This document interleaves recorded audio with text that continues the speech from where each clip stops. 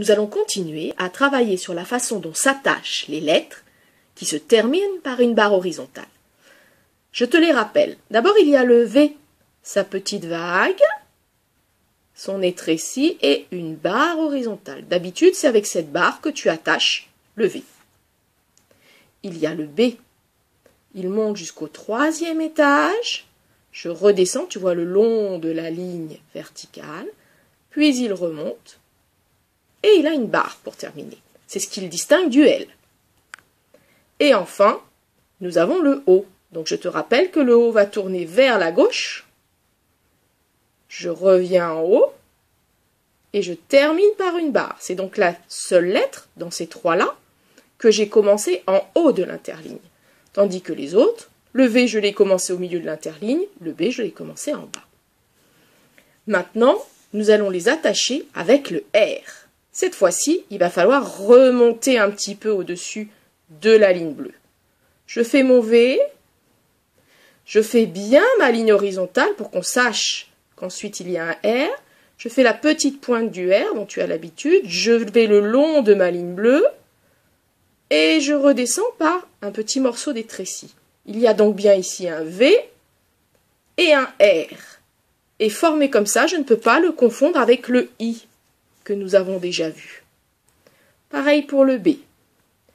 Je monte au 3e étage, je redescends, je remonte, je fais mon trait horizontal, je monte un tout petit peu pour faire le petit créneau du R, je vais tout droit et je redescends. Br, vr.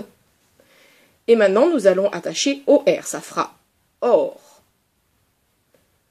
O, barre horizontale, je remonte un petit peu, le plateau du R, et je redescends une étrécie.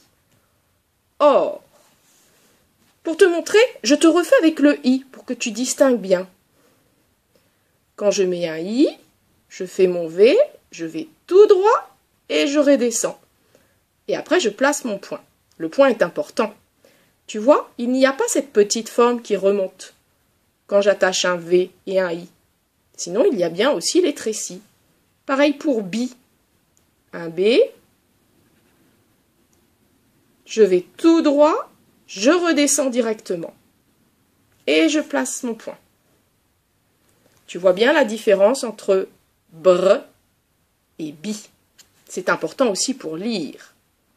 Et puis, je vais mettre OI qui va faire OA, un O tout droit, et je redescends. Un point. Tu vois, il n'y a pas cette petite remontée pour le petit créneau du R. Et je ne redescends pas non plus.